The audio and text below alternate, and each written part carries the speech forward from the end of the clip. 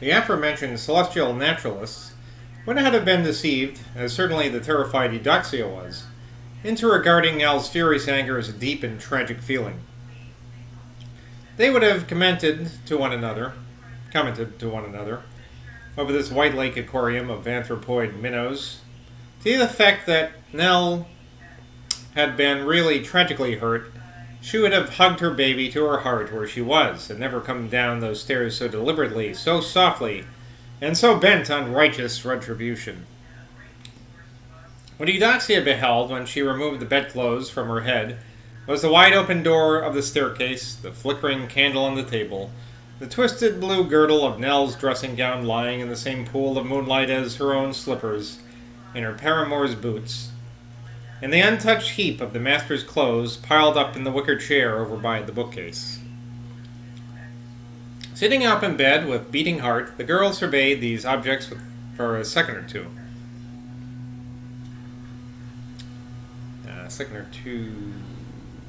Then, under her breath, deeply, passionately, concisely, and it must be confessed with no little justification, she cursed the womb that bore her and the paps that had given her suck. "It's all your fault, mother," she wailed in her heart. "This is the last time I'll listen to ye. I'll go back to Morley's tomorrow, so help me God."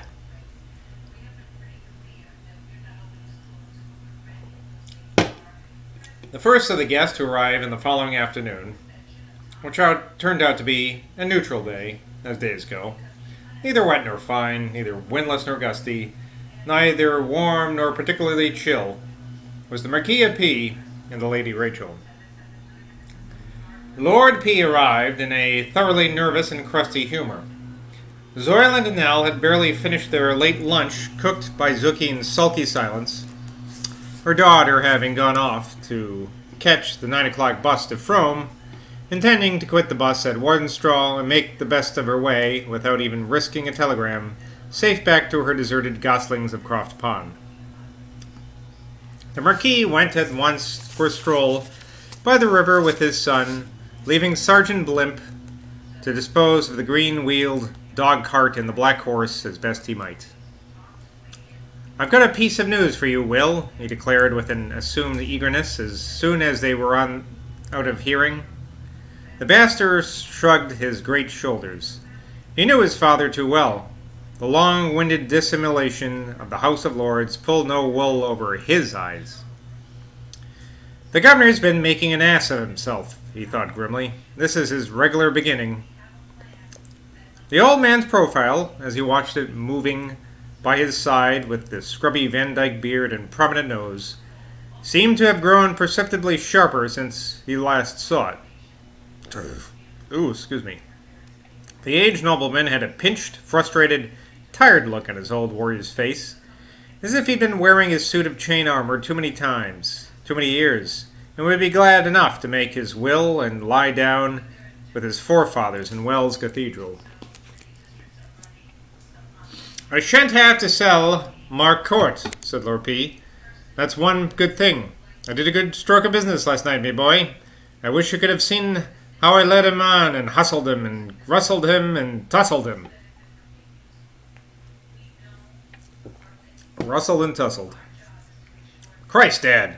cried the other, in great alarm, snatching at his father's sleeve and bringing him to a halt, while he swung round to face him. "What have you gone and done now?" "They came last night," said the old gentleman.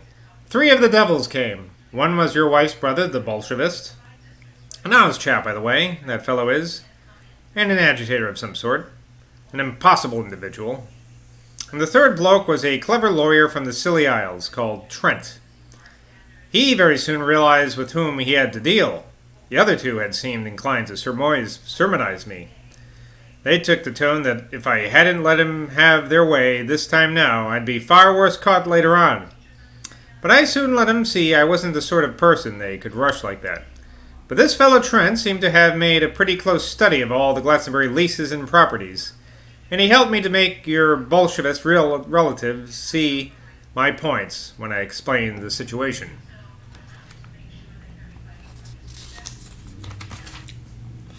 For God's sakes, what have you done, sir? Cried the bastard, mightily alarmed. The old man straightened his shoulders and leaned forward a little, bowing stiffly from his waist, like a soldier and a courtier, but digging his cane deeply into the towpath mud.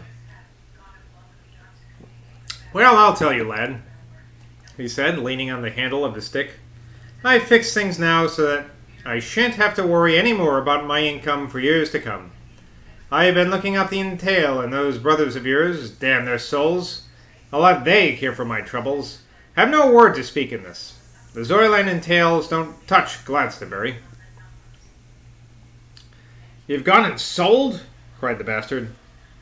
No, I haven't, lad. Don't get excited too soon. All I've sold to him, and for a good round sum too, I can assure you, is that section of the dye works property that are on my land. Now, that's the newest section, you know. That crow fellow will look yellow in the gizzard when I clear him out. And a good thing, too. He's been taking things too much for granted, that snappy, close-mouthed rogue. But for the rest, for the high street shops and for the Bove Town and Paradise property, I've let him have those on a 50 years lease, and at £1,000 higher rent, too, than I got from the tradesmen and the slum tenants. It's a first-rate piece of business, lad. Old Beer is furious, of course, but that's because I did it over his head. But a lot of he's done for me these last years, except eat my pheasants and tell me indecent yarns about his daughter and your wife's sister-in-law, who everybody told me was a soft-lived crow. He's in his dotage, old Beer is. He thinks it's a great glory and a mark of gentility in him that he's got a daughter who don't run after the boys. I told the old fool that his sort of gal would murder him for his cash if he wasn't careful. I'm afraid I don't remember who Beer is now. So, back to the table of credits so I can try and figure it out. Angela Beer, okay, John Beer, he's a solicitor. Oh, was he the lawyer? Angela Beer's his daughter, and she's like a religious person that was... I think she's a religious person that was related as having some kind of affair with Persephone, if I recall. But yeah, he's a lawyer, I think. So, use your best judgment on that. I could be wrong. William Zoyland jerked himself uncivilly away from his father and took a hurried step along the towpath. So this was what the slippery lawyer from Cornwall had been up to all these weeks in that new office of his. Had he got round old Beer? No, impossible. But Brother Dave was certainly behind it. Who would have supposed that that funny little man would have had the gumption? But of course the fellow at the back of the whole thing was that wily old humbug, Geared. He was the one. I must run off and tell Philip, he thought, this afternoon. As soon as this christening is over, the newest section of the dye works sold. Why, it's a serious blow. Of course, he has the others. But it's serious. It's terribly serious. How on earth will Philip take it? He came striding back to his father. Well, you have gone and done it, he rasped out brutally. But let's see if I've got it clear what you've done. You sold the newest piece of factory land to them. The one north of Manor House Road and southward of the Burnham and Evercreech Railway. That other one, east of the cemetery, doesn't belong to you? Philip Crow's is still safe there? But listen, are you sure that the buildings on the newest section are yours to sell? I mean the whole plant? Didn't that man, what's his name, that Crow bought out, sell him all those buildings with the goodwill? The Marquis stroked the point of his grey beard. Couldn't sell what wasn't his lad. No. That newest section of buildings near the Burnham Railway was built by the businessman of our family, your great-uncle Lord Edward. That was before the days when you were a baby in petticoats, out there at Limages. I took your mother to see him. Had a pretty narrow shave, too, that day of being nabbed. She had the devil's own spirit, that woman. When it came to skating on thin ice, just like you, my boy. While the conversation was going on, Lady Rachel was being introduced to little Master Henry. Ziggy Pippard recovered her temper a little in the excitement of dressing the baby in its christening robe, and for some reason, only known to its own passionate and highly strung spirit, the infant took a violent fancy to Rachel, clinging to the finger she gave it and smiling and slobbering in rapture when she received it in her lap. believe it means the baby, not her finger. The next to arrive among the expected guests was none other than Matt Decker. The tall, massive form of the priest was arrayed in his long black Sunday coat, and he had taken a lot of trouble to wipe his black boots with swabs of grass before presenting himself at the door of White Lake Cottage. He had forgotten, however, to change his weekday trousers, and these looked more faded and shabby than usual. The man was obviously strung up and full of seething emotions, but he kept himself well in control and begged quite naturally for a little tete-a-tete with the mother of this newly enrolled soldier of Christ. It was a strange moment for both of them when the mother and the grandfather of Henry Sangamore Rollo Zoyland sat opposite each other in that low-ceilinged bedroom at the top of those stairs down which the girl had carried her candle to such drastic purposes the night before. She lay now at full length on the bed, propped up on her two pillows, while her child, though fast asleep in its cradle between them, did not separate her very far from the priest. Fortunately, or unfortunately, as it may chance to be, the amorous clairvoyance of a woman is lulled, drugged, drowsed, deliciously stupefied by the magical sensation of giving suck. Giving suck. Yeah, you heard me. Although her child was fast asleep now, the feeling of its exacted lips, of its masterful thirst for the fount of her life, was still clinging to her responsive body and rendering it dull, tranced, entoiled, preoccupied to all other sensitized awareness.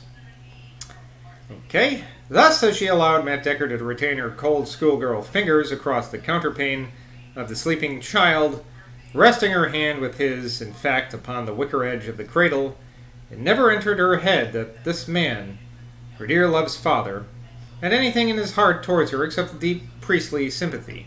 Remember earlier, he kind of had the huts for her. She knew she felt no shyness of him. She knew she felt a lovely and relaxed security in his presence. She knew she was deriving from the touch of his rough fingers an inrush of spiritual strength.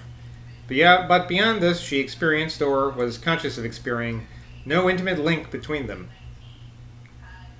There was one restraint, however, that did come over her, and that puzzled her a little as she struggled in her mind to overcome it. A singular difficulty in mentioning his son's name to him. She longed to call out to this silent, rugged, friendly supporter, "And now tell me everything about my Sam."